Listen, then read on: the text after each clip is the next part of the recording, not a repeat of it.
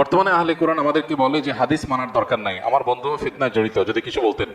মেয়েদেরকে হাফেজা বানালে বিবাহ শাদীর পর তারা স্বামী সংসার ও ছেলে মেয়েদের ঝামেলা নিয়মিত তেলাওয়াত করতে পারে না, ফলে কোরআন মুখস্থ থাকে না। এতে গুনাহগার হবে কিনা কিংবা হাফেজার মর্যাদা পাবে কিনা। অনেকের কাছে শুনেছি যে কেউ যদি 30 পারা কোরআন মুখস্থ করে ভুলে যায় তাহলে সেটা নাকি কবিরা গুনাহ হয়। সত্যতা কতটুকু? 30 পারা কোরআন মুখস্থ করে ভুলে গেলেই শুধু গুনাহ হয়? শুধু সেটা নয়, কোরআনের কোনো আংশিক যদি কেউ মুখস্থ করে, একটা সূরা মুখস্থ করলো, এরপরে সে সেটা ভুলে গেল, এই ভুলে যাওয়াটা যদি তার অবহেলার কারণে হয়, তার নিজস্ব ত্রুটির কারণে হয়, মোতাবাত বা এটাকে ফলো আপ করা, নিয়মিত পড়ার প্রতি অবহেলা করার কারণে যদি ভুলে যায়, তাহলে সে অবশ্যই গুনাহগার হবে। এটা সঠিক। নবী করিম সাল্লাল্লাহু আলাইহি সাল্লামকে মেরাজে আল্লাহ তাআলা বান্দার যত পাপগুলো আছে, গুনাহগুলো আছে, অপরাধগুলো আছে, এগুলো দেখিয়েছেন। কিভাবে তার প্রকৃত রূপ কেমন ছিল সেটা আল্লাহু আলাম। সেই গুনাহগুলোর মধ্যে নবী সাল্লাল্লাহু আলাইহি সাল্লাম এর একটা হাদিস থেকে আমরা জানতে পারি যে সবচেয়ে ভয়াবহ গুনাহগুলোর মধ্যে থেকে একটা দেখানো হয়েছে তাকে, মানুষ যখন কোরআনের কোনো অংশ মুখস্থ করার পর সেটা ভুলে যায়। অতএব কোনো হাফেজ পুরো কোরআন হিফজ করেছে, এরপরে সে পুরোটা ভুলে গেছে, সে আল্লাহর কাছে ভয়ঙ্কর অপরাধী, যদি সে অবহেলা গাফিলতির কারণে ভুলে যায়।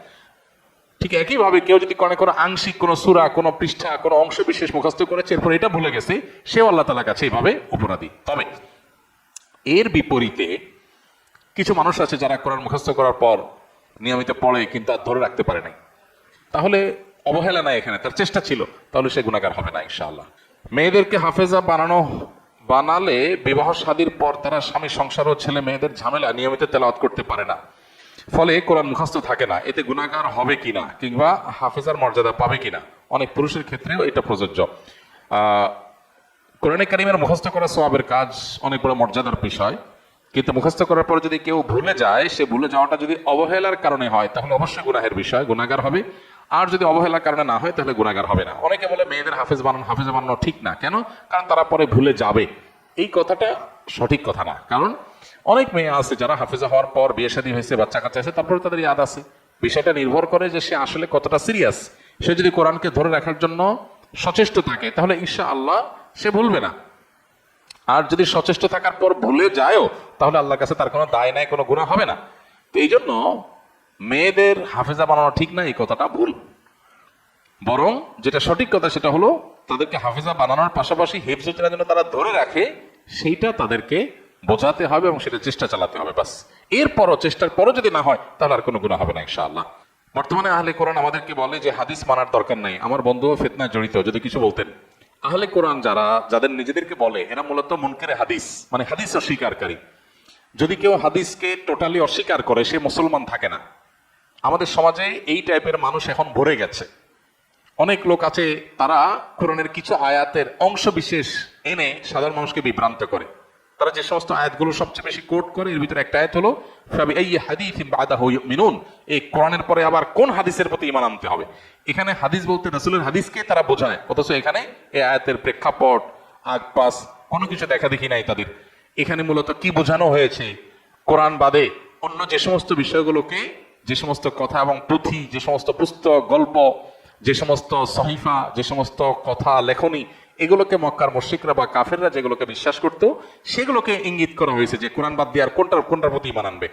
সেখানে তারা এখানে কোরআনের বিপরীতে হাদিস বলতে, এখানে একবারে হাদিস শব্দ বলতে ওই হাদিসের রাসূলকে তারা বোঝাচ্ছে। অথচ হাদিসটা এখানে মক্কার মানুষের মধ্যে বহু ধরনের হাদিসের প্রচলন ছিল। হাদিস বলতে এই রাসূল আকরাম সাল্লাল্লাহু আলাইহি ওয়াসাল্লামের হাদিস না, পূর্বের যুগের বিভিন্ন সহিফা, বিভিন্ন জায়গা থেকে পাওয়া গল্প, এগুলোর বই, পুস্তিকা, লেখনী, এগুলো তারা পাঠ করতো কোরআনের বিপরীতে। সেইটাকে ইন্ডিকেট করা হয়েছে বা সেই জাতীয় বিষয়গুলোকে ইঙ্গিত করা হচ্ছে, সেটা বাদ দিয়ে এখানে হাদিসকে ইঙ্গিত করা হচ্ছে। এটা 2 মিনিট 1 মিনিটের বক্তব্যের বিষয় না। এটা নিয়ে আমাদের 1 ঘন্টার উপরে বক্তব্য আছে। এটা নিয়ে বহু বই লেখা হয়েছে।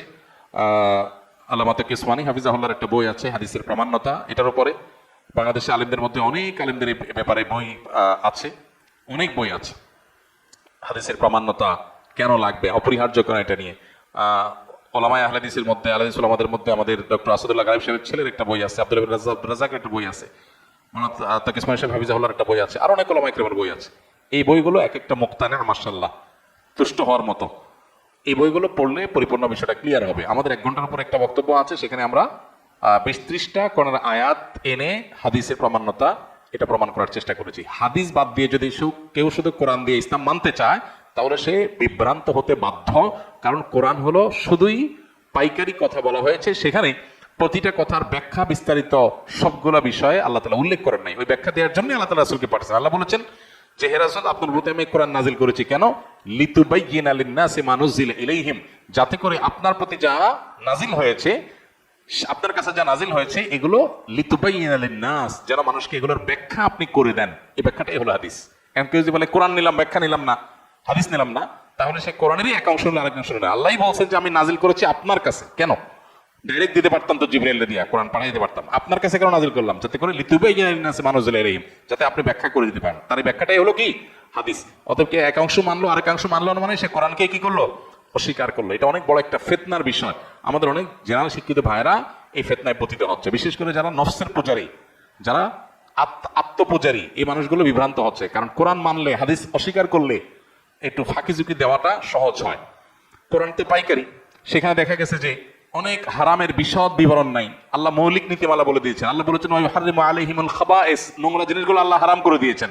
এখন একজন মানুষ বলতেছে আমার কাছে সাপ কেঁচো এগুলো তো নোংরা মনে হচ্ছে না, ভালোই লাগতেছে, আমি খাই, তো সে এটা হালাল বানায় ফেললো। হাদিস যখন মানে তখন এগুলোর ব্যাখ্যা ডিটেইল হাদিসে পাওয়া যায়।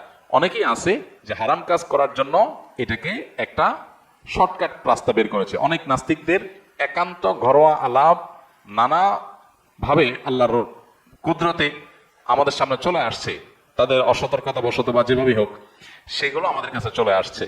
সেগুলোতে পরিষ্কারভাবে দেখা যায় যে নাস্তিকদের প্ল্যান হলো বা ইসলাম শত্রুদের প্ল্যান হলো যে ইসলামকে সরাসরি ধ্বংস করার তাদের যে প্ল্যান আছে, সেটা পাশাপাশি প্ল্যান বির অংশ হিসেবে মুসলমানদের মধ্যে এই জাতীয় শয়তানিগুলোকে বিভিন্নভাবে পেট্রোনাইজ করে টিকিয়ে রাখা, বিভ্রান্ত করা মুসলমানদের মধ্যে। এটা একটা বড় ফিতনা, যেটা অমুসলিম বা ইসলাম বিদ্বেষীরা, ইসলামের শত্রুরা, তারা পেট্রোনাইজ করে ফান্ড দিয়ে তারা এটাকে টিকিয়ে রাখে। অর্থাৎ হাদিস দরকার কি? কোরআনই তো যথেষ্ট। মূলত হাদিস কোরআন কোত্থেকে পাইছি আমরা? কোরআন নবী সাল্লাল্লাহু আলাইহি সাল্লাম থেকে, সাহাবা ইকরাম থেকে যে পাইপলাইন দিয়ে বা যে রুট দিয়ে কোরআন আসছে, হাদিস একই রুট দিয়ে আসছে। আপনি একটাকে অস্বীকার করলে কয়দিন পর আরেকটা অস্বীকার করা লাগবে। হাদিস সংরক্ষণের ইতিহাস সম্পর্কে যারা জানে না, তারা এটা নিয়ে সন্দেহ করতে পারে। সংরক্ষণের ইতিহাস জানলে হাদিস, বিশুদ্ধ হাদিস গ্রহণ করার ক্ষেত্রে কারোর ন্যূনতম সন্দেহ আসার সুযোগ থাকবে না।